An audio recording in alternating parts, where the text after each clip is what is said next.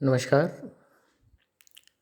मैं BS मीना सहायक आचार्य हिंदी, राजकीय महाविद्यालय बानवास ऑनलाइन क्लासेज में आपका हार्दिक स्वागत करता हूं।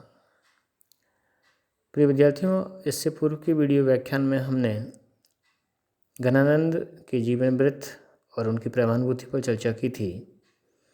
आज के इस वीडियो व्याख्यान में हम घनानंद की विरहानुभूति विषय पर चर्चा करेंगे। जैसा कि आपको विदित होगा कि घनानंद विरह के कवि के रूप में जाने जाते हैं और शुक्ल जी ने इस संदर्भ में लिखा है कि यद्यपि इन्होंने संयोग और वियोग दोनों पक्षों को लिया है, पर वियोग की अंतर्दशाओं की ओर इनकी दृष्टि अधिक है। इसी से इनके वियोग संबंधी पक्ष ही प्रसिद्ध हैं। वस्तुतः इन्होंने संयोग के सुख को पूरी संपूर्णता के साथ भोगा है। संयोग की ये पूर्णता ही इनके वियोग वर्णन को प्रभावशाली बनाती है। संयोग में इन्हें जो तीव्र घनीभूत अनुभूति हुई, उसी कारण इनका वियोग भी मर्मांतक सिद्ध हुआ है। बिना संयोग के वियोग कैसे संभव है? संयोग के बिना वियोग के स्वर या तो काल्पनिक होंगे, जो प्रभावहीन हो जाएंगे, या फिर रहस्यात्मक। परंतु घनानंद के साथ ऐसा नहीं है। इनका वियोग इसलिए प्रभावी और प्रसिद्ध है क्योंकि इनकी विरहानुभूति वास्तविक और लौकिक है। इन्होंने सुजान से खुलकर प्रेम किया था, पूर्ण रूप से स्वच्छंद और स्वतंत्र होकर। इसलिए इनकी विरहानुभूति भी बहुत ही मार्मिक है।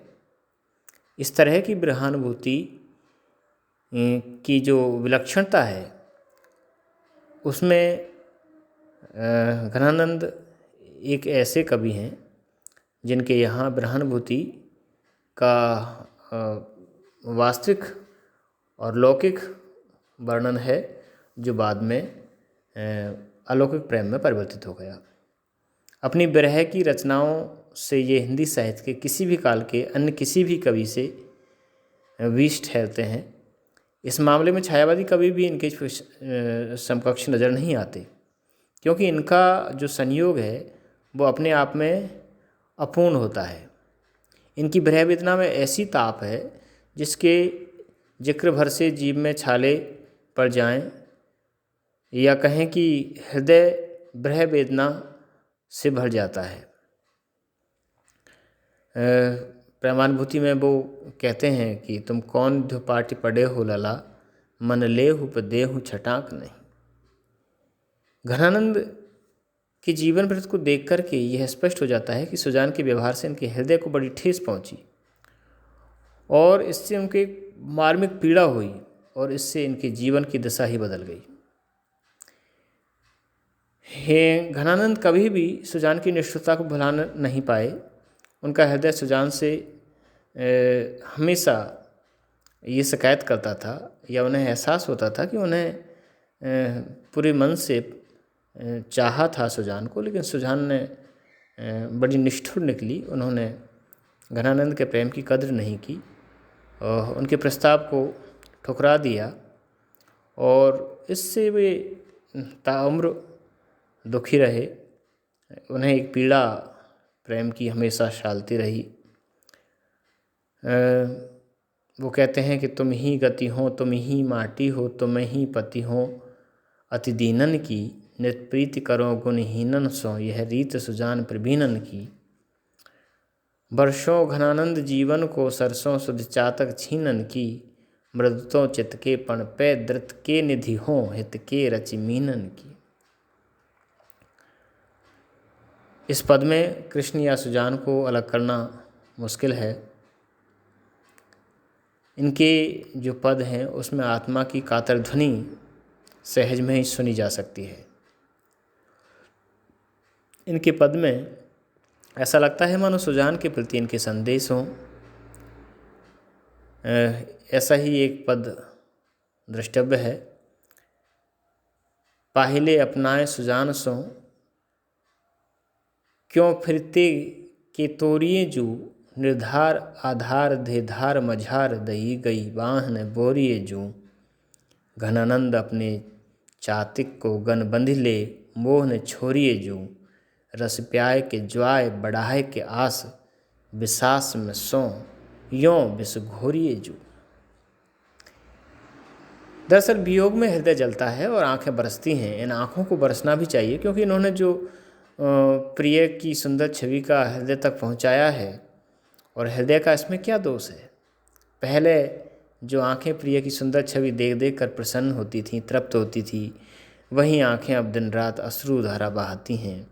आंखों की दीन दशा का घनानंद ने बड़ा अच्छा वर्णन किया है। लिखते हैं कि जिनको नित नाई के निहारती ही तिनको रोवती हैं, पल पावड़े पायनी छायनी सो असुवान की धरनी है, घनानंद जान सजीवन को सपने बिन पाई खोवती हैं, ने खुली मुंदी जान परें कछु थे दुखदाई जगह पर सोवती हैं। ने खुली मुंदी जान परें, कब खुल जाती हैं कब मुंद जाती हैं, बिरह की पीड़ा में दुख में कब जग जाते हैं कब सो जाते हैं, कुछ पता ही नहीं चलता है।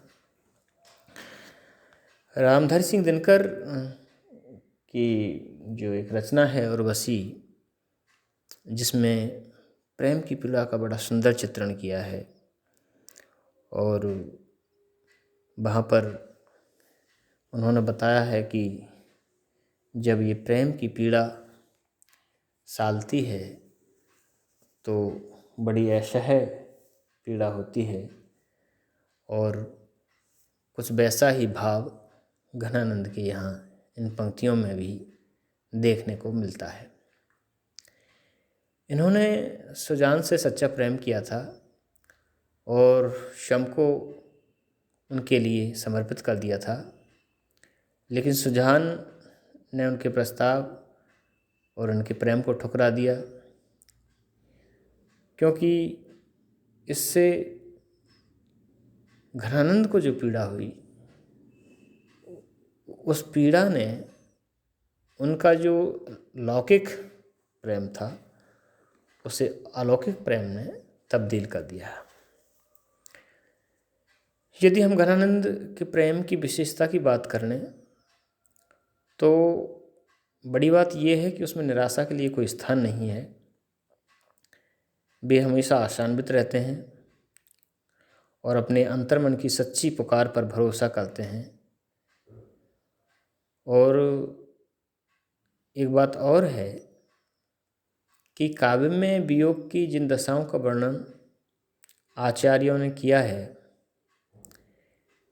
उनमें से लगभग सभी दशाएं इनकी कविता में देखने को मिल जाती हैं, लेकिन मरण का जो वर्णन है वो नहीं है। और इनका वह वर्णन इतनी घनीभूत ब्रह्मानुभूति का विस्फोट है कि उससे सहृदय का हृदय व्यथित हो जाता है, दुखी हो जाता है। दूसरी बात यह है कि कविता के संदर्भ में कहा जाता है कि वियोगी होगा पहला कवि, आहा से उपजा होगा गान, निकल कर आँखों से चुपचाप बही होगी कविता अनजान। तो ये विरह प्रेम की जो पीड़ा है वो विरह में और निखरती है। और घनानंद के संदर्भ में इस बात को देखा जा सकता है कि उन्होंने इस पीड़ा में रहते हुए भी जो साहित्य का सृजन किया वो साहित्य प्रेमियों के लिए बहुत अनोखी थाती है और साहित्य की बहुत संभाल कर रखी जाने वाली रचनाएं हैं, जो हमेशा साहित्य प्रेमियों को आनंदित करती रहेंगी। उम्मीद करता हूँ कि घनानंद की ब्रह्मानुभूति का ये विषय आपको घनानंद को पढ़ने में सहायक सिद्ध हुआ। धन्यवाद।